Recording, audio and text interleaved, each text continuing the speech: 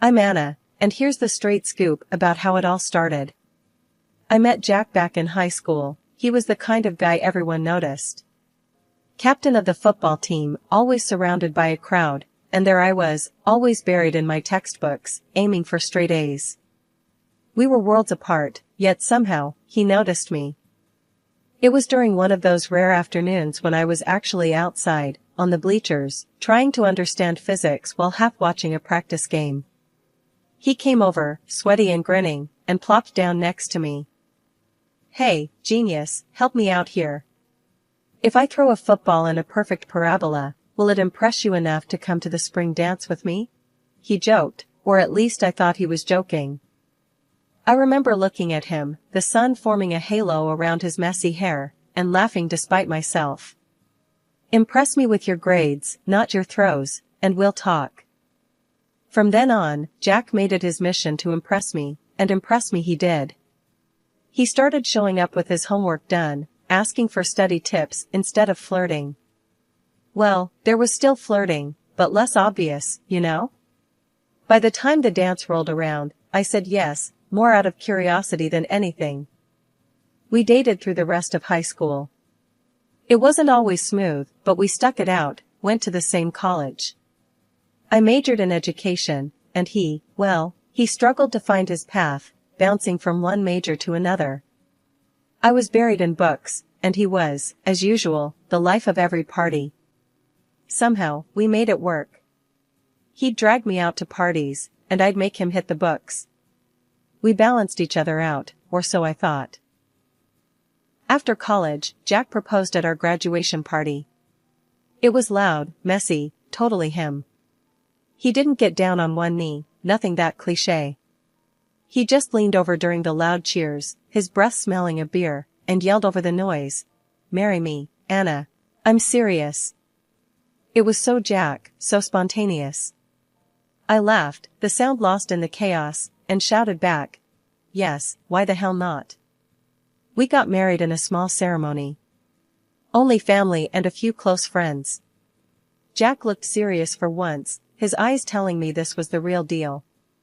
We were young, in love, and ready to take on the world.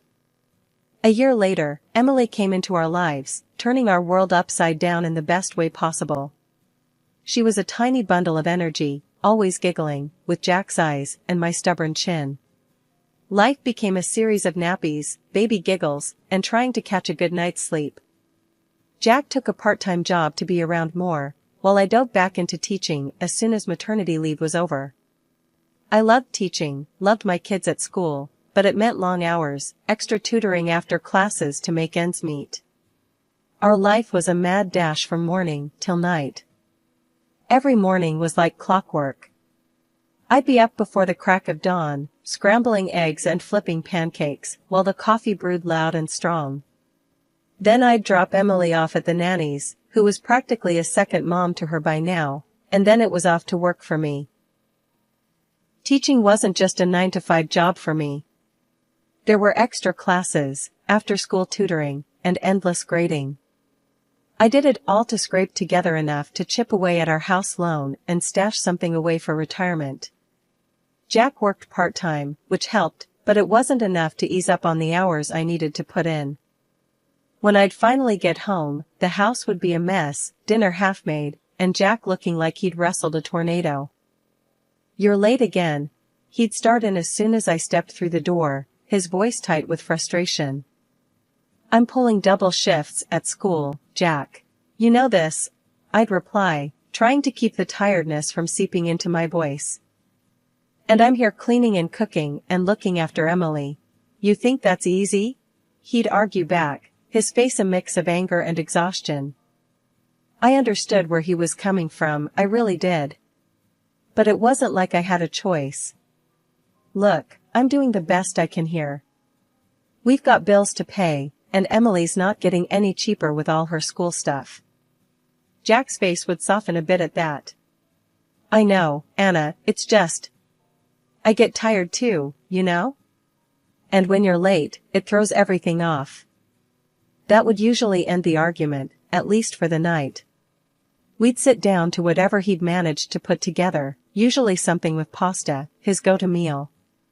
Emily would chatter about her day, blissfully unaware of the tension. I'd go check on Emily, help her with homework or watch a bit of TV with her, trying to make up for the hours I missed. By the time her bedtime rolled around, I'd be ready to collapse. Lately, though, Jack had started making snide remarks about my late nights. With all the time you spend at school, who knows? Maybe there's a handsome math teacher keeping you late, he'd say, half joking, but with a sharp edge. I laughed it off the first time, but he kept at it. Jack, you think I have time for a lover?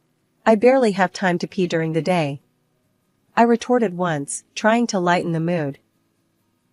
He didn't smile. Just saying, it's a lot of late nights, Anna.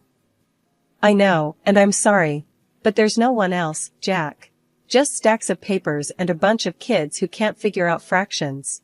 That's my wild affair, I'd say, trying to reassure him. But somehow, I could tell he wasn't convinced. His jokes became less frequent, and his glances more questioning.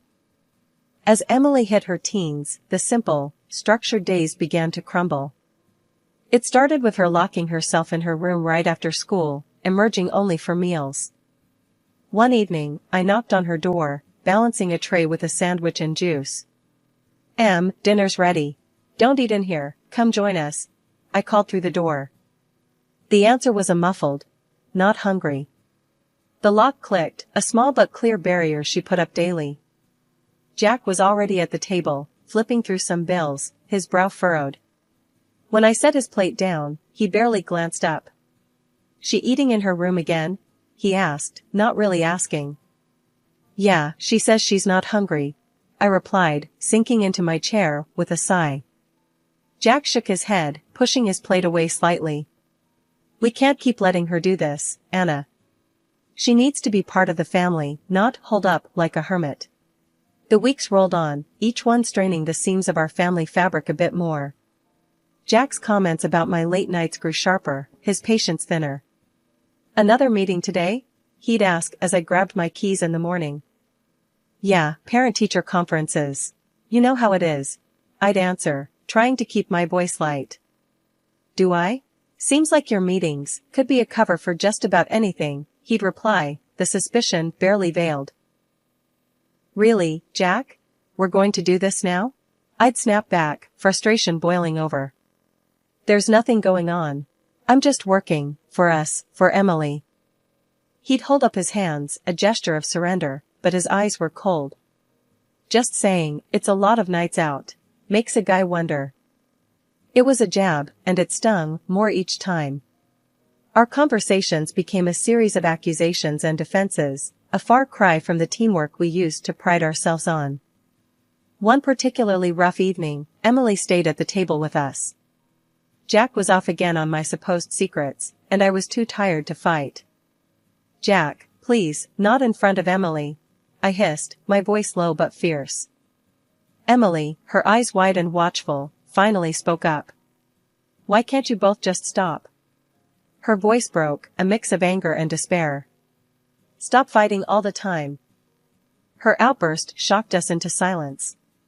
Jack looked down, his anger deflating. I reached out, trying to touch her hand, but she pulled away, her chair scraping back as she stood. I'm tired of this. It's always the same. You're both always mad, she said, her voice shaky. Without another word, she left the table, her footsteps heavy as she retreated to her room. Emily's 13th birthday was supposed to be a blast, a break from all the tension that had been building up at home. She had been eyeing this new smartphone for months, buzzing about all the things she could do with it, apps, photos, you name it. Knowing how much she loved tech stuff, I nudged Jack about getting it for her. It's perfect for her. She won't stop talking about it, I told him one evening as we were planning the party. Jack, though a bit hesitant about the cost, agreed. All right, let's get it. She deserves something nice, with everything going on. We planned an outdoor party, nothing too fancy, but I made sure everything was beautifully set up, balloons, streamers, and a piñata filled with all sorts of goodies. Emily's friends and their parents came over, and for a while, It felt like the old days, laughter filling our backyard. The highlight, of course, was the gift opening.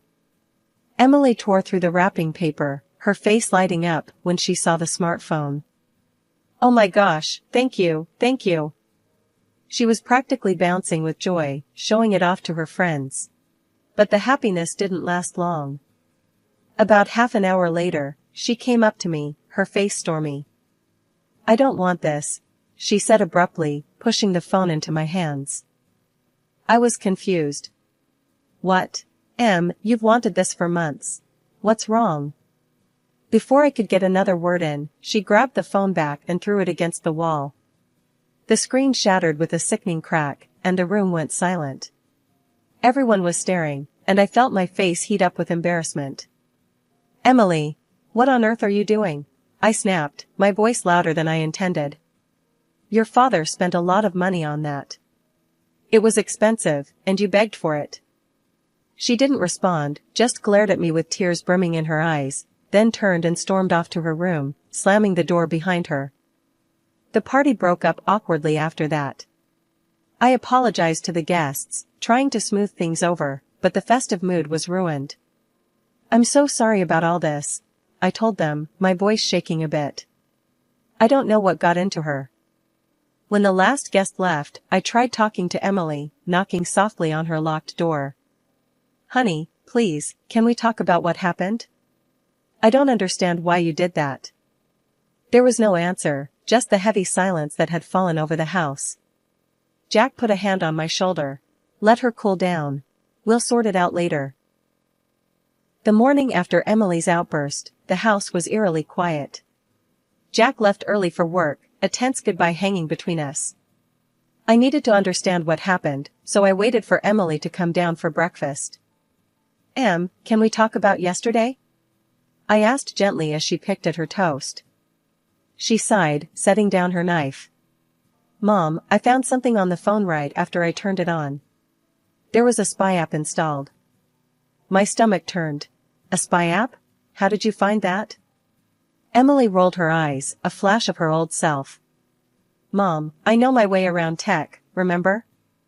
I checked the system apps and found one that didn't belong. It lets someone listen in and track where I am." I felt a chill run down my spine. "Did you check other phones, at home?" "Yes, last night. Yours had the same app. Dad's didn't." The room seemed to spin. "He put spy apps on our phones? Why would he?" "He's been acting weird, Mom. Like he doesn't trust us," Emily said, her voice trembling slightly. I was reeling from the betrayal. "I need to handle this carefully," I muttered more to myself than to Emily. "Let's keep quiet about this for now." I spent the day distracted, anger boiling inside me. As soon as I could, I took my phone to a service center. The tech there confirmed the worst. "Yes, ma'am, this is definitely spyware. Pretty advanced too." "Can you remove it?" I asked, my voice steady, despite the storm inside. "Sure thing, it'll just take a few minutes." As I waited, I thought about all the late nights, the strange questions from Jack about my whereabouts, his unfounded accusations. He didn't trust me. He'd invaded my privacy, our daughter's privacy, because of his insecurities. When the tech handed back my phone, spyware-free, I thanked him and drove home, a plan forming in my mind. I wasn't ready to confront Jack, not yet. I needed to think, to decide how to deal with his betrayal without losing my cool. Ever since the incident with the spyware, the dynamic between Emily and me shifted dramatically. We started sharing more, not just mother and daughter talk, but real secrets, the kind that showed we trusted each other on a whole new level. One evening, while we were clearing up the dinner dishes, Emily casually mentioned something that caught me off guard. "Mom, did you know Dad goes to the other side of the city a lot in his free time?" She wiped down the counter, her voice nonchalant. I paused, a dish halfway to the cupboard. "No, he never mentioned that. Did he say why?" She shrugged. "Nope, but he's been doing it a lot. Just thought it was weird." That nagged at me more than I wanted to admit. Why hadn't Jack mentioned these trips? What was on that side of the city that drew him away from home? The doubts and the betrayal from the spyware were still fresh, and this new piece of information didn't sit right with me. Determined to get to the bottom of it, I contacted a private investigator, a guy named Martinez who came highly recommended. I laid out everything for him, Jack's recent behavior, the secret trips, the whole spyware debacle. Martinez listened, his expression unreadable, and promised to dig into it. It took a couple of weeks before I heard back from him. When my phone rang and I saw Martinez's name, my heart sank. I wasn't sure I was ready for what he might say, but I needed to know. "Mrs. Anna, we need to meet," was all he said before we arranged to meet at a quiet cafe away from our usual spots. Sitting across from Martinez, the hum of the cafe around us, I braced myself. "I found out where your husband has been going," he started, his voice low. "He's been seeing someone. A younger woman, on the other side of the city. They've been meeting regularly for about a year now." My world stopped. A year. The lies, the deceit, it was almost too much to process. Martinez continued. "She's been pushing him to divorce you, planning to marry him. She even suggested he track you, hoping to catch you in a compromising situation that could help him in the divorce." I felt sick. The spyware on Emily's phone, on mine, it was all a setup, a way to trap me. And, what did they find? My voice was barely a whisper. "Nothing. There was nothing incriminating on your phone. That's when they decided to put the app on your daughter's phone, to gather anything that could be used." I sat there, numb, the cafe's noise fading into a buzz. Betrayed by my husband, spied on, because of his own guilt. The irony was bitter. I didn't tell Emily the details when I got home. But she saw the photos sticking out of my bag, pictures of Jack with another woman, laughing, looking happy. Emily saw the truth in my face, before I broke down, and told her everything. That night, she didn't say much. She just hugged me as I cried, her arms tight around me. We spent the night in her room, the space between us filled with a new, sad understanding. Jack came home late, as if it were just another day. He smiled, asked how our day was, oblivious to the storm inside me. I didn't confront him, not yet. I couldn't let him know that I knew everything, not until I had figured out what to do next. The next day, armed with the address the detective had given me, I drove across town to an apartment complex I'd never been to before. My hands were trembling slightly as I pressed the buzzer for the apartment. The door swung open to reveal a young woman, her makeup bright and her outfit scanty. She looked me up and down with a mix of confusion and defiance. "Can I help you?" "I need to speak with Jack," I said, trying to keep my voice steady. She tried to protest, but I just pushed her away and went inside. I found Jack in the living room, his expression turning to one of shock and fear when he saw me. "Anna, this isn't what it looks like," he stammered, standing up quickly. "Save it, Jack. I know everything." I cut him off, my voice cold and firm. "I'm here to tell you face to face that I'm filing for divorce. And I expect compensation from both of you for this betrayal." Jack's face paled. "Anna, please, let me explain." Before he could continue, the door burst open and Emily walked in. My heart stopped for a second. "Emily, what are you doing here? How did you even get here?" "I took a taxi," she said, her voice trembling but her chin high. "I needed to see who Dad was choosing over us." Jack tried to approach us, desperation in his eyes. "I love you both. I'm not going to let this go so easily. We can fix this." But before more words could be exchanged, his mistress, who had been silently fuming by the door, stormed over to him. She started hitting him, her sobs loud as she clung to his legs.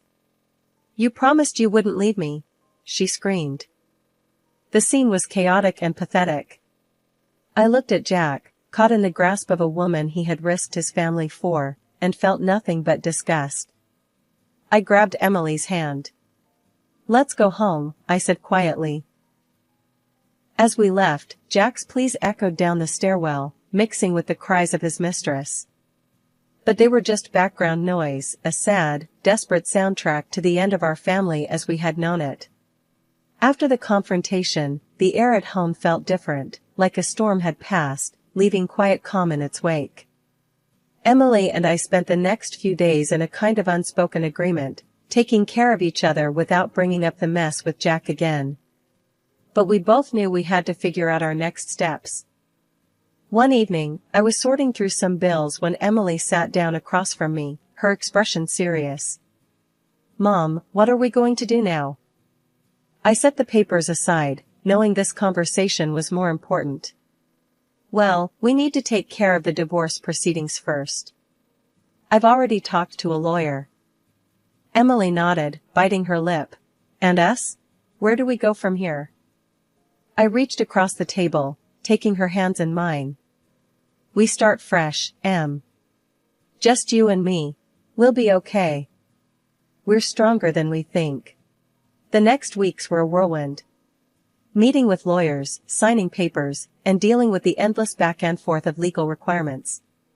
Jack tried to reach out a few times, but I kept the interactions brief, always through the lawyer. I couldn't trust myself to face him without old wounds tearing open again. Emily was focused on her online courses, her way of coping by throwing herself into her studies. "Mom, can you help me with this application? I'm trying to enroll in a more advanced tech program." "Sure, let me see." I sat next to her, looking over the application. It was good to see her taking charge of her future, something positive growing from the ruins of our past troubles. As the days turned into weeks, the divorce was finalized. The relief was palpable. The judge granted me the house and a fair settlement. Jack was required to pay support, but I wasn't going to rely on that. It was time to stand on our own 2 feet. One quiet evening, Emily and I celebrated our new beginning with a simple dinner. "To us," I toasted, raising my glass of water. "To us," Emily echoed, clinking her glass against mine. "We've got a lot of rebuilding to do," I said, looking around at the home we'd need to reshape into something new, just for us. "But we can make it ours, make it something great," Emily added, her tone hopeful. "Yes, we can. It's going to be different, but it's going to be good," I assured her, and myself. As we ate, we planned out what we wanted to change in the house, what colors to paint the walls, and how we'd rearrange the living room. It was more than just redecorating, it was claiming our space, turning it into a sanctuary for the 2 of us. Life has a funny way of sorting itself out. Sitting in our living room, the mortgage papers in front of me stamped, paid in full, I couldn't help but let out a sigh of relief. Emily and we were finally free from one hefty burden, thanks to the settlement that Jack and his mistress ended up paying. Emily was sprawled on the couch, her laptop open as she tinkered with some new software she was excited about. "Mom, check this out," she called, waving me over. I walked over and peered at her screen, amazed at her knack for coding. "Looks complicated, but I bet it's something awesome." She laughed. "It is. I'm just trying to make it user-friendly. Not everyone is a nerd like me." I ruffled her hair affectionately. "Proud nerd, you mean?" Our laughter filled the room, a sound so different from the tense whispers and strained silence of the past. Since paying off the house and settling into our new routine, the calls from Jack had been a constant annoyance. He kept saying he'd changed, that he left his mistress and wanted us back. But that ship had sailed, and I wasn't about to let him chart our course again. Just last night, he'd called again, his voice a mix of desperation and hope. "Anna, I've made mistakes, but I'm different now. Can't we try again? For Emily's sake?" I had been firm, my response cutting the conversation short.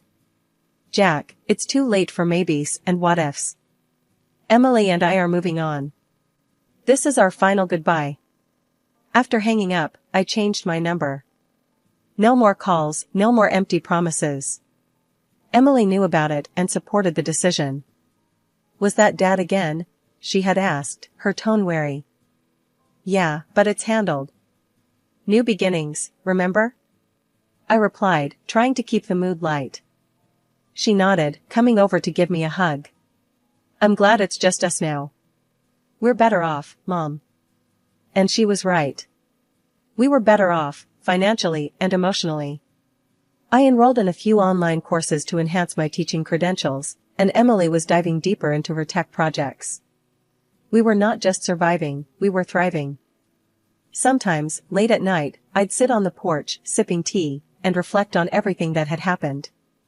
The pain, the betrayal, but also the immense growth and the unbreakable bond it had forged between Emily and me.